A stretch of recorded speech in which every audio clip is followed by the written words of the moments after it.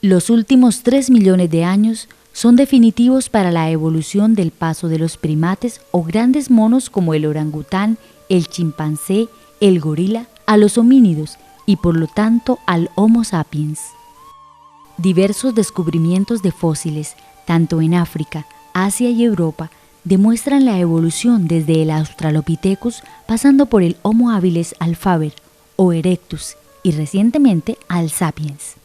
Uno de los primeros hombres europeos fue el neandertal, quien desapareció sin que todavía se haya establecido sus causas.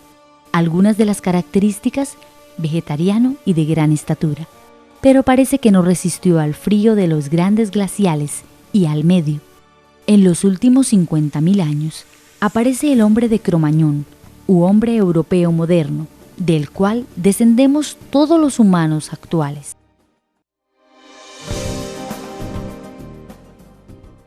Los 3 cerebros.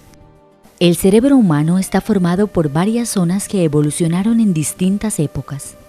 La zona más primitiva y a la vez la más oculta del cerebro pertenece a los reptiles. Cerebro reptil. Tiene 3 compartimentos, uno frontal para el olfato, otro medio para la visión y otro posterior para el equilibrio y la coordinación. Los 3 compartimentos propios de los reptiles crecieron a partir del tronco cerebral, como un conjunto de neuronas situadas al extremo superior de la espina dorsal. Esta disposición fue heredada del sencillo cerebro de los peces, y su función es instintiva, de supervivencia, pelea o huye. Esto ocurría hace aproximadamente 400 millones de años. Cuando los mamíferos evolucionaron, desarrollaron una nueva serie de instintos relacionados con los de los reptiles en lo referente al sexo y la procreación. El más importante de todos ellos era el del cuidado materno de las crías, ya que los pequeños llegan al mundo en un estado indefenso y vulnerable, y con dificultades para asegurar su descendencia. Los nuevos instintos de los mamíferos no reemplazan a los instintos de los reptiles, sino que los aumentan. Los antiguos programas del cerebro del reptil, la búsqueda de comida, la persecución de la pareja y la huida ante el predador, eran aún esenciales para la supervivencia. La carga y la responsabilidad ahora es mayor y más amplia. El cerebro de los mamíferos cambia en relación con su forma de vida en los últimos 100 millones de años. El cerebro visual disminuyó y el olfativo aumentó. 2 bulbosas hinchazones crecieron en el cerebro olfativo, una a cada lado repleta de circuitos y conexiones que se convertirán en 2 hemisferios cerebrales, izquierdo y derecho, y se amplía de la función olfativa a la visual. Un sentido de la visión más desarrollado exige demandas adicionales a la capacidad de memoria del cerebro del mamífero.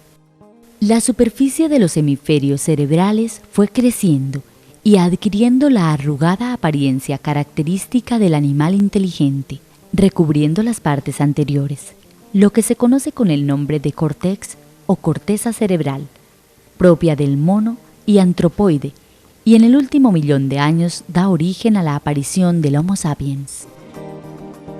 Los 3 cerebros siguen funcionando en el ser humano, y los experimentos recientes indican que los sentimientos paternos, fuente de algunas de las más excelentes emociones humanas, siguen brotando aún de las primitivas zonas programadas desde los reptiles, los mamíferos y el hombre. Los experimentos de los cuales se habla provienen de 3 fuentes: extirpaciones de partes del cerebro que se realizan en animales de laboratorio, lesiones sufridas en los humanos a consecuencia de las guerras o accidentes, y por intervenciones neurológicas o neuropsicológicas por intermedio de electroencefalogramas, tomografías computarizadas, flujo regional sanguíneo, tomografía axial computarizada, resonancia magnética nuclear. La corteza cerebral o cerebro nuevo tiene como función la racionalidad. Domina al cerebro viejo. Sus instrucciones pueden controlar los más fuertes instintos y trabaja en coordinación o dominando sobre ellos, de acuerdo con sus funciones superiores producto del aprendizaje y disciplina. Estas funciones, entre otras, son el raciocinio con todas sus operaciones, análisis, síntesis, argumentación, relación, etc. la fuerza de voluntad o elecciones promovidas por las motivaciones e intereses yoicos o afiliativos. La corteza cerebral recubre el tronco cerebral y constituye el 90% de la masa encefálica. Es la sede de la memoria, el aprendizaje y el pensamiento abstracto. La parte frontal tiene la función de las emociones e impulsos emotivos. El hemisferio izquierdo se encarga de la lógica y sus operaciones, lo mismo que del lenguaje y la matemática. El hemisferio derecho maneja la voluntad y dirige los movimientos, lo ilógico, la creatividad que funciona por la fluidez y la elasticidad. La parte occipital del cerebro se encarga de la visión. Una parte del viejo cerebro es el tálamo, que actúa como centro de recepción de los mensajes provenientes de todos los sentidos, menos del olfato, enviando señales a los centros superiores en la corteza cerebral. Los mensajes de la nariz pasan directamente a la corteza cerebral, función que tenemos los humanos desde los primeros días de los mamíferos, cuando los hemisferios cerebrales empezaron a evolucionar del cerebro reptil olfato. El hipotálamo se encuentra debajo del tálamo. Estimula y prepara al cerebro para las acciones agrupadas a un determinado estado emocional. En momentos de esfuerzo, el hipotálamo envía mensajes al corazón para que acelere el pulso o al estómago para que suspenda la digestión y deje libre la sangre para que acuda a los músculos a prestar otra función. La amígdala es parte del cerebro límbico. Con el tálamo y el hipotálamo se conecta con la corteza cerebral y es la glándula responsable de todos los impulsos emocionales, la memoria emocional. Sus respuestas emocionales son de corto plazo, impulsos y respuestas automáticas, inmediatas, y de largo plazo o conscientes si logran conectarse con la corteza cerebral. Por un proceso de aprendizaje, la amígdala controla los impulsos y emociones impulsivas. Ejercicios de control, contar hasta 10, respirar profundo, pensarlo 2 veces, ser consciente.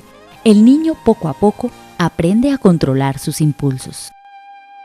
El control de las emociones se realiza con la atención concentrada y las motivaciones para hacer funcionar bien los neurotransmisores. La amígdala irriga y conecta todas las partes del cerebro con la corteza cerebral y tiene que activarse con emociones y motivaciones para que haya aprendizaje consciente y pueda grabar en el cerebro la información como en un disco duro. Los docentes, padres de familia y adultos deben saber esto para que el aprendizaje en el niño sea eficaz y con una memoria a largo plazo. La motivación funciona por la curiosidad del niño, que es natural, pero pronto la pierde si no es estimulada. Por la combinación de las motivaciones yoicas y afiliativas, ya que el niño necesita de la afirmación y valoración del yo, tanto intrínsecas como extrínsecas, lo mismo que del reconocimiento del otro. El cerebelo es un pequeño cerebro que coordina los músculos del cuerpo en las maniobras complejas como bailar, correr, brincar, conducir un automóvil, que implica la acción conjunta de miles de músculos. Cuando se está aprendiendo una complicada secuencia de movimientos de operaciones mentales, la corteza cerebral tiene que hacer un complejo aprendizaje paso por paso. Una vez aprendida la secuencia, las instrucciones para que el cuerpo las ejecute quedan almacenadas en el cerebelo. Allí reside la memoria a largo plazo, con información permanente, disponible para el futuro uso sin tener que pensar consciente y constantemente en ellas, según el trabajo o oficio que realice la persona. De todas las partes del cerebro, el cerebelo es la más cercana a un ordenador o computador. Los seres humanos, especialmente los niños, sufren disfunciones, úlceras o cánceres en su cerebro a causa de la mala formación, mala educación, enseñanza y aprendizaje que adquieren en sus primeros años, debido a que ellos aprenden de los adultos y estos no saben qué enseñar y cómo hacerlo. Estas disfunciones duran toda la vida y muchas veces no se pueden manejar y tratar, formando personas traumáticas con disfunciones, falta de personalidad, conflictivas. El aprendizaje del niño es tanto consciente o inconsciente por parte del adulto. Solo más tarde se preguntan: ¿qué he hecho de mi hijo? ¿Por qué es así? Debemos hacer lo que hace el médico con el paciente enfermo. Para tratarlo conoce todo el funcionamiento del cuerpo, diagnostica, receta y hoy en día se tiene medicina preventiva.